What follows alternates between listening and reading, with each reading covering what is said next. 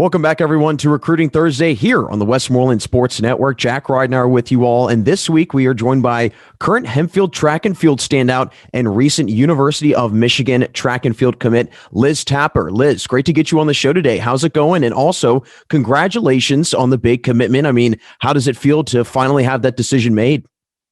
Oh, it's great to finally have the decision made. It was definitely a lot of stress. The recruiting period was really, really long recruiting period for me. So it's definitely, it's awesome to get that kind of off my chest and out to the public and just to feel like secure in my decision where I'm going. Well, that's great. And I think it's very awesome that you are feeling secure in that decision because it's always an important thing. But we'll get into the recruiting process in a minute. I want to just hear what led you to want to go to Ann Arbor. So I had originally taken a lot of unofficials to a lot of schools, and I kind of narrowed my decision down to my 5 officials that I took this fall. And Michigan was always like my number one school. When I went there, it was like the best of both worlds, academically and athletically. So Michigan being one of the top public schools in the country, you're also getting a Big Ten athletic program. And the coaches and the athletes I had met on my visit, they were all amazing people. So there kind of wasn't any negatives to Michigan. Like everything, I liked everything. I visited, I liked everything. All the people I've met, the programs, everything kind of just made sense. And it was like the first place I went where I got that feeling. I was like, this is where I want to be. Well, you mentioned the other unofficial visits that you took and the other schools you were interested in. What was this just whole recruiting process like, narrowing down those decisions, going through each process and each place and visiting and going through those checklists and whatnot? What was just this whole process like from start to finish for you? The whole process was very, very stressful for me. Lots of calls, lots of traveling, lots of decisions that had to be made, lots of research. So I think the recruiting process was definitely a little rough. Just like it made my life like so busy. It was all the time. I was constantly on calls. And then I'm also like working with like a high school schedule. So I'm going to school 8 hours a day, and then I'm going to practice 3 hours and 3 hours after school. And then I jump right onto the phone and talk to new people every single night. So the recruiting process was definitely a little rough, but towards the end, when I was kind of had my decisions narrowed down, it got a lot easier. And then once I took my officials, it just kind of came down to like, where did I like the most? And Michigan was it for me. So. Well, that's great because that is like you're describing a very laborious process, right, from start to finish. And I'm sure even for you, going back to the COVID year, I'm sure that probably was a totally different world for you. I mean, what was it like with, was that kind of when your recruiting really started? You kind of took the first initial steps to going towards that process? So the COVID year was my first year of throwing. So we kind of had thought maybe college would have been an option. I hadn't really hit the numbers where college was kind of in my future yet. But with the COVID year, I give the COVID year part of the reason to where I am now. The COVID year gave me an opportunity to train a lot. So my freshman year was cut short, so I didn't have an outdoor season my freshman year. And instead of having that outdoor season, we practiced 6 days a week until the next school year started. So it was everyday training. That was throwing, lifting, nights out with the team, just really anything we could fit in. And then the next school year was whenever the indoor season started, and I kind of got a head start before everyone else did. Granted, I did miss out on a lot of things. A lot of high schoolers missed out a lot, like schooling and kind of their last years of high school. But while everyone was kind of figuring out what they were doing, I was training. So I kind of had a head start in my sophomore year. And that's kind of what got me off to a big sophomore year, which kind of began the process of recruiting. And then my junior year is when it really started. Well, I have to say, I'm just sore hearing about all the working out that you were doing. And then on top of it, I know that you're also a volleyball player. So your shoulders probably just are in agonizing pain. I mean, what's that like, just having that constant beating on your shoulder? It's not as bad as you would think it is. I do a lot of stuff, a lot of prehab and rehab. So it it'll meets up with each other in the middle, and as long as we're on a consistent schedule, I usually am not noticing it too much.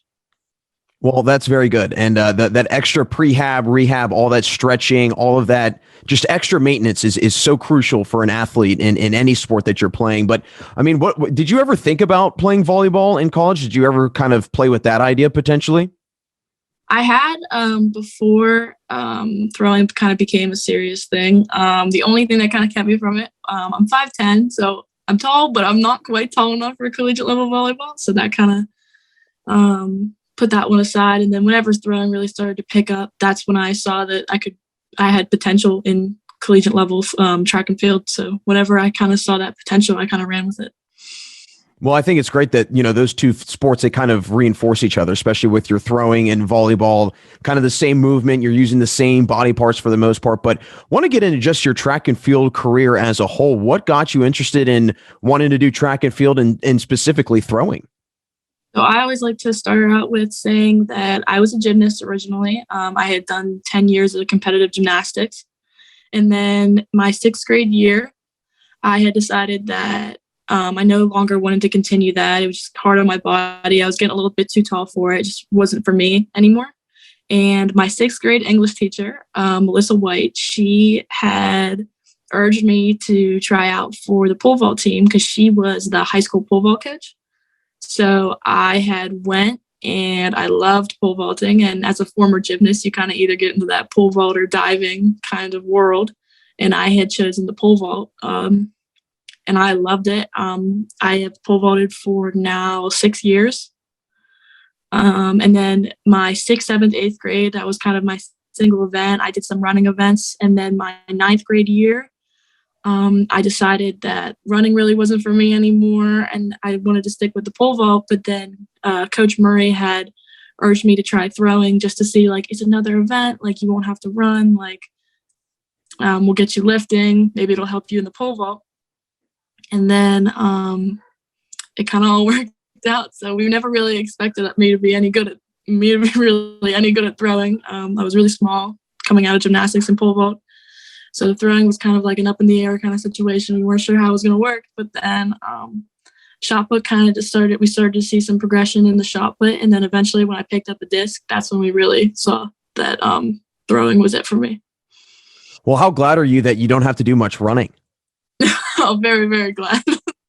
Yeah, I feel like when you hear track and field, the first thing people think of is running. That's the immediate. Does it ever drive you nuts when you tell people, oh, I do track and field, and they're like, oh, do you run? Does that ever kind of annoy you? Yeah, like I do the 2 events that really no one thinks of whenever you say track and field, pole vault and throwing. So a little bit frustrating, but they're still there. They're still there.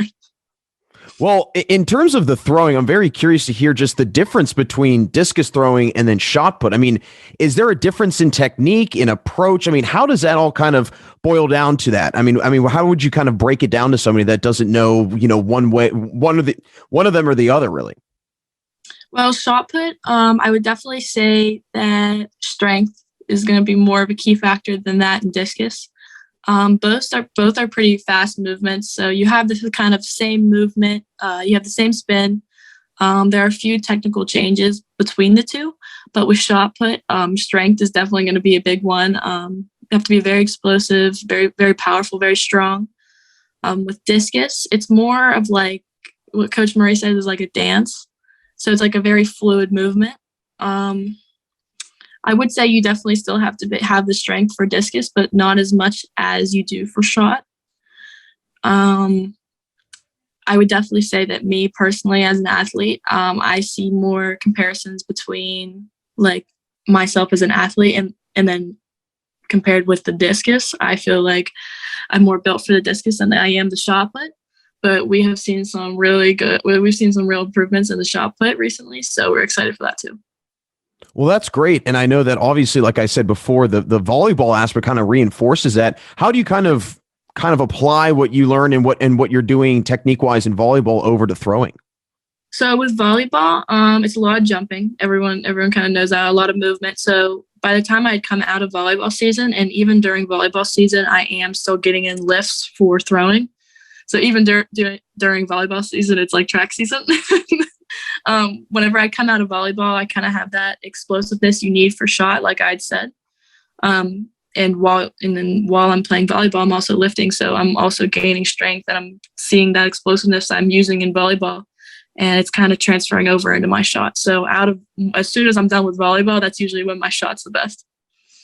Well, again, like I said before, that reinforcement of one sport to the other, I mean, that's got to be, like you said, it's a smooth transition. Once you go over to track and field season, it's a smooth, easy adjustment for you. But I want to go into last year because it was a huge year for you, not only during the high school season, but afterwards, winning nationals in discus. You also won WPIALs as well as a state title in discus and shot put. So, I mean, what was last year like for you as a whole, and just how much confidence did that give you going into the summertime?